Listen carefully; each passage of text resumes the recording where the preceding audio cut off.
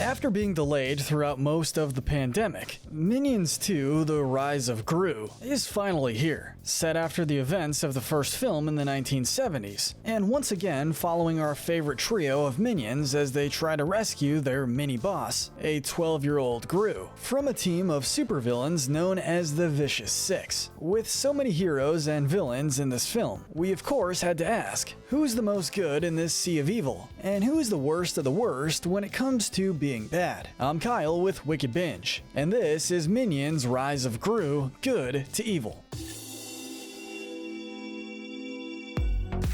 Before we start going over each of the characters, a quick warning: major spoilers for the entirety of the movie. Additionally, with Minions 2 technically being a prequel along with a sequel, featuring several characters from the original Despicable Me franchise, we're going to be focusing specifically on the Minions series of films only. In other words, while we may briefly touch on the previous Minions movie alongside this newest one, when it comes to our character rankings, we're going to be ignoring any character's good or bad deeds that come from the Despicable Me series of films. With all that out of the way, let's get started. As usual, we'll be starting with the most heroic and noble character and working our way down to the most evil. These characters are the Good. Earning our gold medal of good is the leader of the main minion trio, Kevin. Although the minions need a boss of sorts in order to be fulfilled, when it comes to actual leadership and guidance, no one seems to do better than Kevin. After all, in the first movie, we saw that he was the only minion brave enough to actually go out and look for a boss. The fact that he cared so much about helping his fellow minions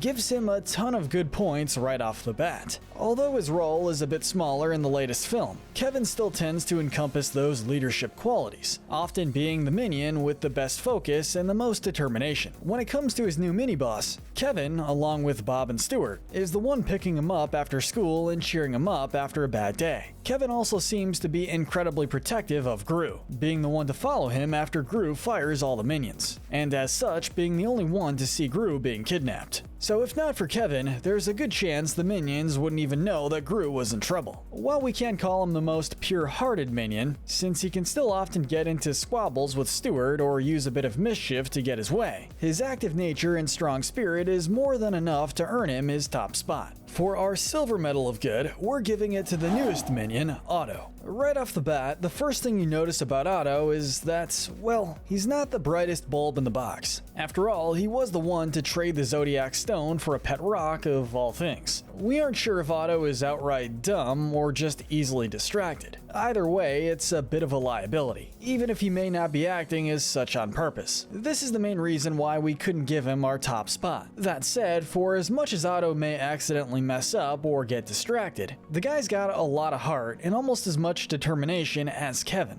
being the only one who knows where the stone is. Otto is willing to pedal across several states and dangerous environments, including Death Valley, in order to get it back. Speaking of which, his good nature allows him to bond with the motorcyclist who has the stone, which in turn allows Otto to get the stone back without needing to resort to any underhanded or evil tactics. But without a doubt, his biggest heroic feat is being the one to save Gru from being torn apart during the final battle of the film. Despite being afraid and unable to join the actual fight, Otto was still brave enough to put himself at risk in order to save his mini-boss. Moving on to our bronze medal of good, we have the littlest and cutest minion, Bob. Being essentially the baby of the large group of minions, it's no surprise to see Bob make it this high on our list. In the first movie, we saw that maybe he wasn't as brave as Kevin, but he still wanted to help with the mission. That in itself is pretty admirable, given how much trouble and danger these guys get into. But whether it's going up against supervillains or traveling across the country, Bob is often just going with the flow, with a big smile on his face. He's also probably one of the least mischievous minions that we see. He isn't much of a fighter, preferring hugs and cuddles, and is even seen giving people like Scarlet overkill or even random strangers teddy bears. During the plane scene, we also saw him taking the time to give people peanuts and even tried to cheer up a crying baby, which was sweet. Next, we have the fierce Master Chow.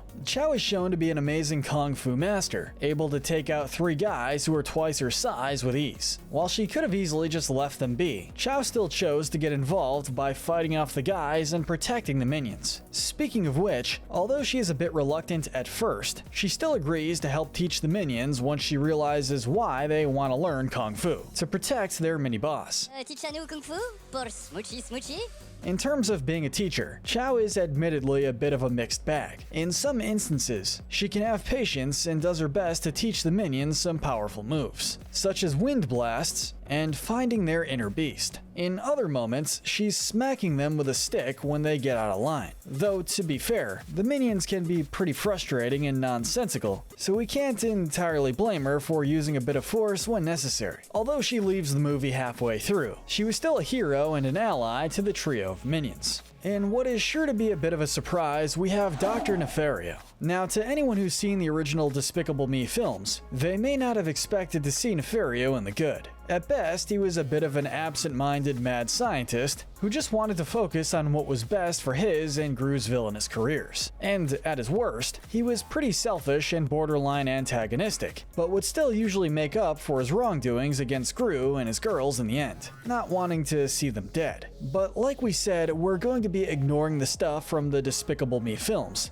And in terms of only looking at this film, this is probably the nicest we've seen him. He's still a mad scientist, and although he works for the Vicious Six, he's the only one out of the group who doesn't judge Gru for being a child. He not only wishes Gru good luck on his interview and shows him how to get inside the Vicious Six lair, but he also gives Gru his smart slime gun, a weapon that ends up coming in handy multiple times throughout the movie. After Gru steals the Zodiac Stone, he does nothing to stop him from escaping, likely not wanting to see the kid get killed for his theft. Nefario even gets a moment to shine at the very end of the film during its mid-credits scene, where he agrees to work for Gru and even gives him the ship/car that would become adult Gru's main source of transportation, which was really cool indeed. Rounding out our good characters is our final minion character, Stuart. Silly, irresponsible, and often a bit reckless, it probably isn't too surprising to see the third member of the main minion trio this far down, though he does have some moments of caring about others, like his minion friends or his boss. Stuart mostly acts for the sake of his own desires and entertainment. One of the biggest examples of this is when he messed around with the plane he and the other minions commandeered, not caring too much about the safety of the other passengers on the plane. He also brought quite a bit of nonsense to his lessons with Master Chow, trying her patience and not always doing a great job at respecting her. We should also mention that out of the main trio, Stuart is often the one who is first to give up, and often has to be pushed by Kevin to help. However, we felt that he could cut Stuart a bit of slack since his misdeeds and badness never really crosses a line, mostly just coming off as mischievous, but ultimately not too harmless. And with the good section wrapped up, it's time to move into more neutral territory. These characters fall in the gray area. Starting off this section is the despicable and precocious 12-year-old Gru. Even as a kid, Gru had dreams of being the world's greatest supervillain. But since we all know that Gru isn't all that evil deep down, this mostly just translated into him being a bit of a brat. We do get a montage of him pranking and cheating people around town, from stink bombing a movie theater to spraying people with liquid cheese. And later in the movie we see him resorting to stealing both the Zodiac Stone and the Mona Lisa. Not good by any means, but not all too evil either, just a bit destructive and rude. In other words, Gru is more of a delinquent than an outright villain, which makes sense with his age.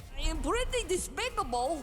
You don't want to cross me? In terms of how he treats his new minions, for as much as Gru may try to keep his distance from them, he's never shown to be outright awful. He lets them sleep in his bed when they have nightmares, and when he tells them that they aren't ready for the big leagues, he tries to let them down gently. Even when he fires them, it feels reasonable since he only does it after they have a huge screw-up. But even after that, he doesn't hold it against the minions, and ultimately rehires them once he sees how much they care. Gru's best moment, though, is when he tries to help or protect his hero, Wild Knuckles, showing that even at his quote-unquote worst, he still had a big enough heart to want to protect those he cared about. Our final gray area character is, coincidentally enough, Gru's favorite villain, Wild Knuckles. As the one who originally founded the villainous crew, Knuckles served as the former leader of the Vicious Six. When the other 5 left him for dead, all Wild Knuckles wanted was revenge, and he was willing to kidnap Gru in order to get it. We actually see him torturing the poor kid, although to be fair, making him dizzy and forcing him to listen to a loop of the song More More More isn't the worst type of torture that we've seen. Eventually, Wild Knuckles and Gru start to bond. He tries to give Gru a few tips on being a villain, leading to the two of them doing a heist together. Even at his lowest point, Knuckles is still willing to protect Gru from the Vicious Six, putting his own life at risk in order to do so and nearly dying in the process.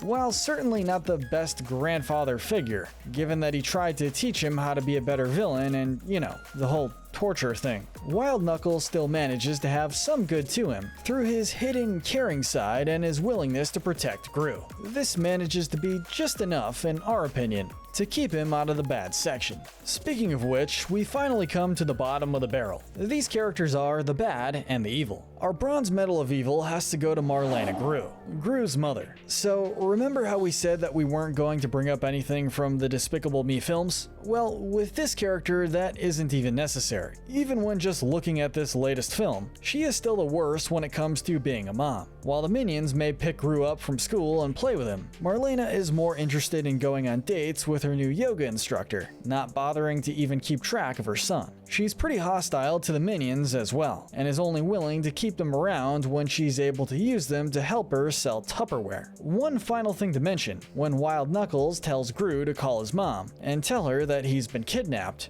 Gru claims that she would be more likely to pay Knuckles to keep Gru than she would be likely to pay any sort of ransom for him. While we don't see if this actually happens, since the minions are the ones to answer the phone instead of her, the fact that this is even a possibility in Gru's mind says a lot about the type of mom that she is. Taking the silver medal of evil is a majority of the Vicious Six: Jean-Claude, Nunchuck, Svengeance, and Stronghold. Being part of an ensemble, these 4 don't get a ton of time to shine as individuals outside of their powers and gimmicks, hence why we felt that we had to group them together. We see at the start of the movie that any sense of loyalty they may have had to their leader and friend is pretty shallow, given that they're willing to follow Belle Bottom's lead and try to leave White Knuckles for dead. As villains, they also have no qualms with causing plenty of property damage or with putting innocent bystanders at risk, though they may not show much of their actual personalities or motivation. This ultimately doesn't matter. In just their actions, we can see that they are really bad. Finally, our gold medal of evil is going to the newly appointed leader of the Vicious Six,